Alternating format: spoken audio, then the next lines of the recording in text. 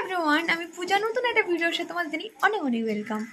So তোমরা তো সবাই জানো পুরো কন্ট্রোভার্সি হচ্ছে রিমি প্রীতম দিশানিকে নিয়ে। দিশানি তো এখন বিয়ে করে ফেলেছে, জানি না এখন বিয়ে করেছে কি করেনি। সবাই জানতে চেয়েছে যে দিশানি বিয়ে করেছে কি করেনি। আমি বলবো না, দিশানি বিয়ে করেনি, সব নাটক। তোমরা হয়তো একটা ভয়েস দেখে বুঝতে পারবে যে সে মানে এতভাবে নাটক করছে, মানে বলার বাইরে। পুরো নাটক চলছে এগুলো। কি মানে সত্যি কি দিশানি বিয়ে করেছে এখনো পর্যন্ত ঠিক মতন কেউ জানে না দিশানি কি বিয়ে করেছে কি করেনি। মানে এমনভাবে সব নাটক মানে করছে যে সত্যিও বিয়ে করেছে। আর যদি ওদের যদি রেজিস্ট্রি হতো, আর ও যে শাড়ি পরে রিসেপশনের লুক দিয়ে যে ও একটা ফটো তুলেছে, সেটা মনে হচ্ছে যে রিসেপশনের ফটো। রেজিস্ট্রির পর কেউ সিঁথিতে সিঁদুর বা হাতে শাখা পরবে না আর খুলবেও না। এটা একটা নিয়ম আছে যে বিয়ের পর শাখা 5 দিন 1 মাসও খোলা যায় না। কিন্তু ও বিয়ের পর রেজিস্ট্রি করার পর ও এমনভাবে ফটোশ্যুট করিয়েছে যে ওর বিয়ে, ওর রিসেপশন। বাট এটা কোনো রিসেপশন না, এটা জাস্ট ওর নাটক, যাতে ও একটা লুক মানে দিয়ে ও সবাইকে প্রমাণ করতে চাচ্ছে যে আমার বিয়ে হয়ে গেছে। আর কার সাথে বিয়ে হয়েছে সেটা তোমরাও হয়তো ভালো মতো করে জানো যে কার সাথে ওর বিয়ে হয়েছে। ঢোকে না ফোন একদম, বলো কি আচ্ছা বলছো। আচ্ছা, থ্যাংক ইউ সো মাচ। আপনার জন্য আমি আমার জীবনে এত ভালো একটা জীবন সঙ্গী পেয়েছি, ঠিক আছে, যে সব সময় প্রতি মুহূর্তে আমার পাশে থাকে। মানে আমার মানে কি বলবো, বলে বোঝাতে পারবো না যে আমি এত ভালো একটা মানুষকে পেয়েছি। তো আপনারা সবাই চেয়েছিলেন, আচ্ছা, তো আমি তোমার কি রেজিস্ট্রিটা হয়ে গেছে তো? হ্যাঁ হ্যাঁ হ্যাঁ, রেজিস্ট্রি হয়ে গেছে। তারপর তোমরা তারাপীঠ ঘুরে এলে, পুজো দিয়ে এলে, তাই তো? হ্যাঁ, তারাপীঠ ওই জন্যই পুজো দিতে গেছিলাম। আচ্ছা, তোমার বরের নাম সৌরভ, তাই তো? হ্যাঁ একটা হ্যাঁ হ্যাঁ হ্যাঁ কলকাতার নামকরা হাইকোর্টের একজন অ্যাডভোকেট, তাই তো? হ্যাঁ হ্যাঁ হ্যাঁ। তাহলে ভালো বর হয়েছে, এবং বর পুরো জীবন সাথী, খুব ভালো জীবন সাথী সবটাই হয়েছে। আপনাদের জন্য, আপনাদের ভালোবাসার জন্য, আপনাদের আশীর্বাদ। আর তাছাড়াও তো আছেই, আপনারা মানে অনেক আচ্ছা, বুঝিয়েছেন, আমরা আমি পার্টিটা সবকিছু কবে থেকে পাবো? বেরিয়ে এসেছি। আমরা আমরা ভোজটা কবে কবে পাবো? বলুন, কবে পার্টি নেবেন বলুন, আচ্ছা, সেদিনকেই তোমার পার্টি তোমার দেবো। সোশ্যাল ম্যারেজটা কবে হবে? মানে তোমাদের ধুমধাম করে বিয়েটা সোশ্যাল কবে? ম্যারেজটা একটু লেটে করব, কিন্তু রেজিস্ট্রিটা একটু মানে আগে করা হয়ে গেছে বলে রেজিস্ট্রিও একটা অনুষ্ঠান করার কথা আছে, তো সেটা সামনেই করব। আচ্ছা, তুমি কি মানে তোমরা এখন একসাথেই থাকছো তো?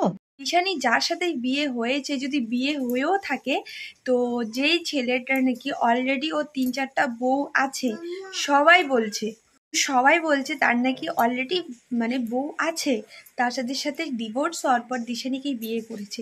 মানে তোমরা একটা কথা ভাবো তো, একবার ভাবো তো, সত্যি কি দিশানির বিয়ে হয়েছে? তোমরাই বলো। যদি বিয়ে হয়েও থাকে তো মানে এগুলো মেয়েবেলার মতো যাওয়া আসা কিসের? কোথাও ঘুরতে যাচ্ছে শাখা পলা না পরে। মানে মানে ওদের মধ্যে কোনো নিয়ম নাই।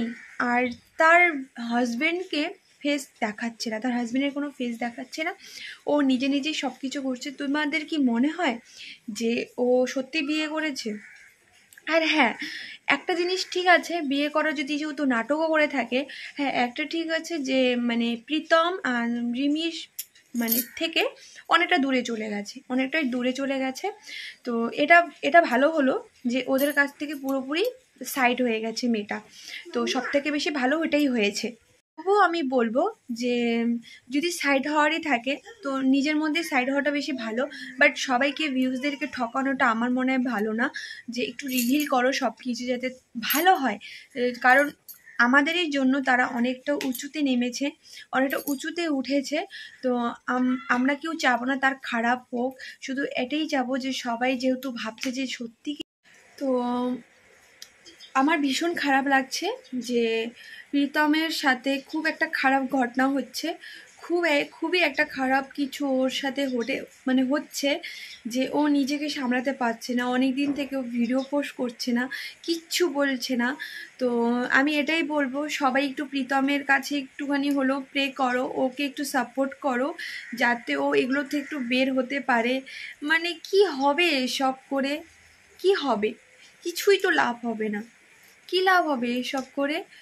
কিচ্ছু পাবে না এসব করে। তো এটাই বলো, প্লিজ সবাই একটু কন্ট্রোভার্সিটা কম করো, সবাই নিজের নিজের জায়গায় গিয়ে বসো ভালো মতো করে। আর আমি যতটুকু দেখছি ইউটিউবের মধ্যে বেশি কন্ট্রোভার্সিটাই হচ্ছে। এ আজকে ওকে নিয়ে বলছে, এ আজকে ওকে নিয়ে বলছে, মানে নানান ধরনের মানে কথা মাথার মধ্যে পুরো চেপে ওনার পুরো বোমের মতো ফাটছে। কিন্তু কেউ এখনো পর্যন্ত কেউ যে নিজে নিজে যে একটা জিনিস সামলাবে সেটা কেউ করছে না। যে নিজের একটা রিয়েল লাইফে সবাইকে নিয়ে জোরে বসে সুন্দরভাবে একটা কথা বলবে সে কেউ করছে না। যে সবাই শুধু ভিউজ কামানোর জন্য, লাইক পাওয়ার জন্য, ইনকাম করার জন্য, সবাই শুধু ভিউজ কামানোর জন্য, ইনকাম করার জন্য লেগে পড়েছে। আজকে লাইভে গালি দিচ্ছে, কালকে লাইভে উল্টাপুল্টা বলছে, কালকে ভিডিওতে এটা বলছে। রিমি তো দিব্যি খাচ্ছে, দিব্যি ঘুরছে। যা কষ্ট হচ্ছে সব প্রীতমের। এদিকে দিশানি তো জানি না এটা নাটক করছে না কি করছে, কিচ্ছু বুঝতে পারছে না কেউ। যে সোশ্যাল মিডিয়াতে এসে পুরো গন্ডগোল আর পুরো মানে ঝোল করে রেখেছে, মানে পুরো খিচড়ি। মানে এদিকে কার কোনটা ভিডিও দেখবো, কার কোনটাকে ঠিক করব, কার কোনটা প্রুফ প্রুফ মানে ঠিক হবে, কোনটা প্রুফ ভালো আর কোনটা প্রুফ ফেক কেউ বুঝতে পারছে না। সবাই শুধু নিজের নিজের ভিডিও আর নিজের নিজের মন্তব্যটাই বেশিরভাগ করছে। হ্যাঁ, এটাই বলো প্লিজ তোমরা একটু কন্ট্রোভার্সিটা একটু কম করে ওদেরকে একটু শান্তি মতো থাকতে, যাতে ওরা ভালো মতো করে নিজের একটা জীবনকে এখন পর্যন্ত যদি কেউ কিছু করে ফেলে আমরা তো কেউ দায়ী হব না। আমরা কি দায়ী? আমরাই দায়ী হয়ে যাব যে হ্যাঁ ওরাই কিছু করছে, এটা আমি ভুল বললাম যে না আমরা দায়ী হব না, আমরাই দায়ী হব। কারণ আমরা সবাই মিলে কন্ট্রোভার্সিটা বেশি করে ফেলেছি। সবাই কন্ট্রোভার্সি, এরকম যাতে দিন না আসে ওদের মধ্যে কেউরও কিছু হয়ে যাক।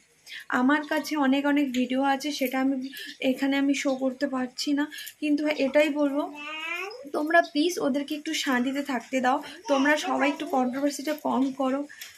এইসব করে কেউ কিছু পাবে না, কেউ কিছু পাবে না। আজকে প্রীতমের অবস্থা দেখে খুবই খারাপ লাগলো। একটা লাইভ করেছিল, ওর মার অবস্থা ভীষণ খারাপ, সিরিয়াস হয়ে গিয়েছিল। ওর মার সব কিছু কাপড় টাপড় ছিঁড়ে ফেলেছে, রাস্তার মধ্যে ওদেরকে ধুলাই করেছে, মানে পুরো মারছে ওদেরকে। এই জিনিসটা ভীষণ খারাপ লেগেছে। মানে দুশ্মনীটা এরকম হওয়াটা জরুরি ছিল না। কন্ট্রোভার্সি করছো কিন্তু তার পেছনে ওদের রিয়েল লাইফের প্রবলেমটা ভীষণ ফেস করছে ওরা। হয়তো প্রীতমই বুঝতে পারবে। আর রিমির কথা আমি জানি না, রিমি কি করছে এগুলো কিছু বুঝতে পারছি না। রিমি তার হাজব্যান্ডের একটু সাপোর্ট থাকা দরকার, নাকি সব কিছুই নাটক হচ্ছে সেটাও কেউ বলতে পারছে না। যে সত্যি সব নাটক হচ্ছে কি এগুলো পুরো টিভি সিরিয়ালের মতো হয়ে যাচ্ছে। আজকে এই এপিসোড মানে নতুন, কালকের এপিসোড নতুন, পরশুদিনের এপিসোড নতুন, এরকম করে করে দিন যাপনগুলো করছে ওরা। কিন্তু বুঝতে পারছি না কোনটা ঠিক কোনটা ভুল। ইউটিউবে এসে সত্যি ওদের কাহিনীগুলো দেখে মনে হচ্ছে মানে ইউটিউবটা কেনই বা করছি, মানে সত্যি মানে ভাবা যায় না। খুব খারাপ লাগছে। আমি এটাই বলবো সবাই একটু ওদেরকে একটু বাঁচতে দাও, ওদেরকে একটু ভালো মতো থাকতে দাও, একটু কন্ট্রোভার্সি না করো। মানে ইউটিউবটাও এখন মানে পুরো কন্ট্রোভার্সি দিয়ে জুড়ে গেছে। এটাই বলবো ওদেরকে একটু শান্তিতে থাকতে দাও।